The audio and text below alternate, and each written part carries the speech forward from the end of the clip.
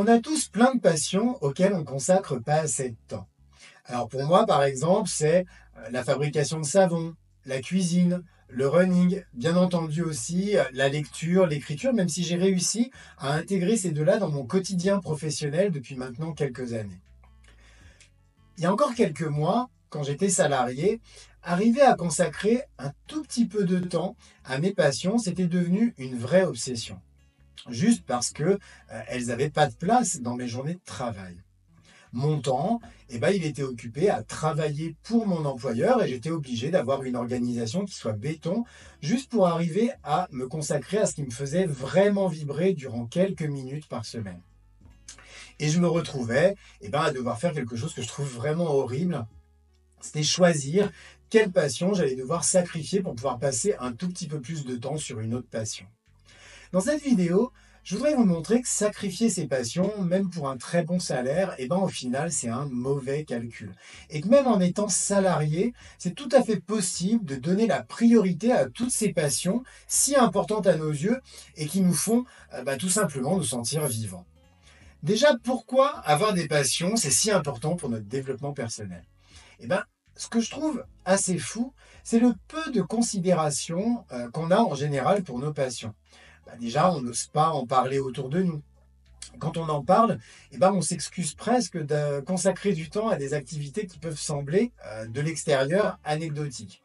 Sauf que ces activités, elles sont loin d'être anecdotiques pour nous. Et de ne pas y consacrer le temps qu'elles méritent, ça risque d'avoir un impact très négatif sur notre bien-être et notre développement personnel. Quand je réfléchis par exemple à toutes les périodes de ma vie pendant lesquelles j'ai délaissé mes passions pour me consacrer exclusivement au travail, le travail qui me rémunérait, je me rends compte que ces périodes, ça a toujours été des périodes très difficiles. J'étais pas en phase avec moi-même, je ressentais une vraie perte de sens, et puis j'avais purement et simplement la sensation de gâcher ma vie. En revanche, à chaque fois que j'ai mis au moins une de mes passions à l'honneur, soit en lui donnant une vraie place dans ma vie, soit en faisant que cette passion, ça devienne une activité professionnelle, je me suis jamais senti aussi vivant ni aussi combatif. Et ce sont clairement des périodes qui m'ont fait progresser tant personnellement que professionnellement. Ce qu'il faut comprendre, c'est que développer une passion, c'est quelque chose de super important. Quand on s'accomplit déjà à travers une passion, on travaille en profondeur sur notre identité, c'est-à-dire sur ce qui nous rend unique, irremplaçable. La passion, ça crée du sens. C'est souvent au travers de nos passions, quelles qu'elles soient, qu'on prend conscience de l'impact qu'on peut avoir sur le monde qui nous entoure. Et puis quand on se consacre aussi à une passion, qu'on y prend du plaisir, on travaille aussi, sans s'en rendre compte, sur la confiance, sur l'estime de soi. Simplement parce qu'on se donne, dans ces moments-là, de l'amour, de l'attention. Bref, développer une passion, ça devrait être une activité remboursée par la sécurité sociale, tant ça a des bienfaits sur nous. Malheureusement, tout dans notre quotidien professionnel nous pousse à négliger, voire à abandonner complètement ce qui nous tient pourtant le plus à cœur. Comment faire de la place pour ces passions, donc, dans notre quotidien professionnel? Soyons clairs, déjà très peu d'employeurs ont la culture d'encourager les passions de leurs collaborateurs. Alors qu'en fait, ça devrait être là aussi une vraie priorité pour eux. Alors pourquoi, vous allez me dire? Parce que la plupart des employeurs voient dans ces passions déjà qui habitent leurs collaborateurs de simples activités un peu extra-professionnelles qui n'ont pas leur place dans l'entreprise. Pire, ils imaginent que ça pourrait même nuire à l'entreprise et à sa productivité si on y accordait de l'importance. Autant dire que en fait, c'est un très mauvais calcul de la part de ces entreprises. Il y en a certaines qui ont accepté, par exemple, d'allouer du temps à leurs collaborateurs pour qu'ils puissent se consacrer, dans le cadre de leurs heures de travail, à leur passion. Et elles ont vu un gain de productivité important de la part de leurs équipes, et ça, c'est tout à fait logique. Si on peut prendre du temps pour soi pendant ses horaires de travail, on est beaucoup plus focus sur son job dans les plages horaires où on doit pleinement s'y consacrer. Malheureusement, on va être clair, ces entreprises-là, elles sont vraiment super rares. Alors comment faire pour parvenir à donner quand même une place pour ses passions dans son quotidien professionnel? Pour ça, ce qui est important, c'est de planifier. La première chose à faire, c'est très clairement d'évaluer combien de temps, chaque jour ou chaque semaine, vous avez besoin pour consacrer du temps à vos patients.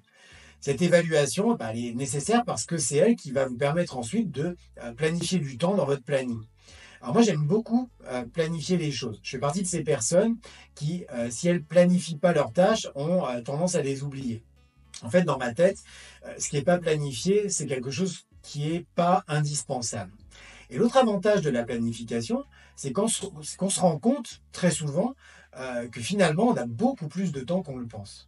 Alors, par exemple, si vous êtes comme moi, hein, vous êtes adepte de la course à pied, vous allez vous rendre compte qu'il y a plein de moments dans votre journée où vous pouvez aller courir.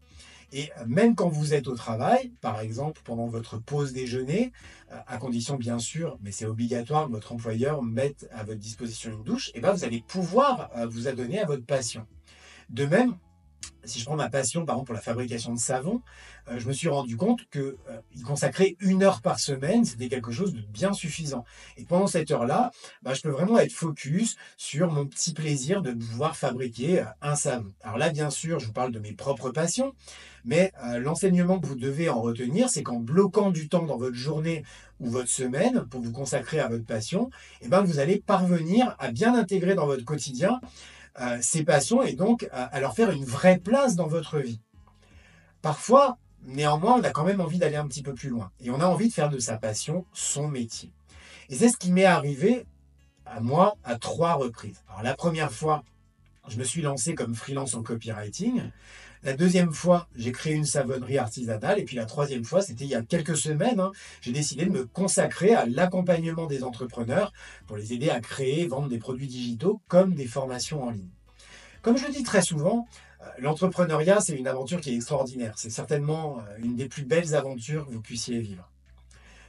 Mais pour que cette aventure, eh ben, elle soit bien vécue, il ne faut pas improviser. Il faut au contraire bien la préparer pour que la transition de salarié à entrepreneur, eh ben, elle se passe le mieux possible et que vous arriviez à créer autour de votre passion une activité qui soit rentable.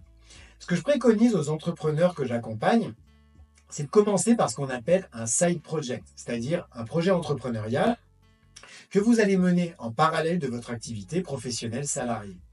L'objectif, dans un premier temps, c'est pas forcément de lancer directement votre entreprise, mais c'est de commencer à communiquer sur votre passion et sur votre projet pour valider que votre idée elle est viable et que vous pouvez aller plus loin. Les bonnes questions auxquelles vous devez répondre, c'est par exemple, est-ce que des personnes seraient prêtes à payer pour mon produit ou pour mon service? Est-ce que développer cette activité à temps plein, ça me permettrait de dégager un chiffre d'affaires suffisant pour pouvoir en vivre? Et à quelle échéance, bien sûr? Est-ce que je dispose bien de toutes les compétences pour mener à bien ce potentiel projet entrepreneurial? Pour ça, les réseaux sociaux, c'est de super outils. Ils sont gratuits, ils peuvent vous permettre de toucher facilement des personnes qui seraient vraiment susceptibles de devenir vos clients. Une fois que vous avez validé que votre idée elle est viable, faites votre transition vers l'entrepreneuriat tout en douceur. Pour ça, moi, j'aime bien commencer par un statut de micro-entrepreneur. C'est vraiment intéressant parce qu'il va vous permettre de démarrer votre activité en parallèle de votre activité professionnelle et surtout sans prendre de risques parce qu'en fait, vous allez payer des charges que lorsque vous aurez vraiment réalisé vos premières ventes. Bref, quand on se lance, c'est un statut qui est super sécurisant et qui ne nécessite pas non plus beaucoup d'administratifs. C'est donc un excellent moyen de commencer à faire grandir votre entreprise autour de votre passion sans avoir à quitter le job qui aujourd'hui vous rémunère. Et ça, jusqu'à ce que votre activité soit suffisamment développée pour sauter le pas et puis que votre passion, elle devienne enfin le cœur de votre projet professionnel. Pour être clair, ça c'est une autre histoire, une histoire que je vous raconterai dans une prochaine vidéo. Si vous avez une passion dont vous rêvez de faire votre métier, j'aimerais beaucoup que vous m'expliquiez tout ça en commentaire. Et puis si vous avez aimé cette vidéo, abonnez-vous pour encore plus de conseils pour entreprendre votre vie.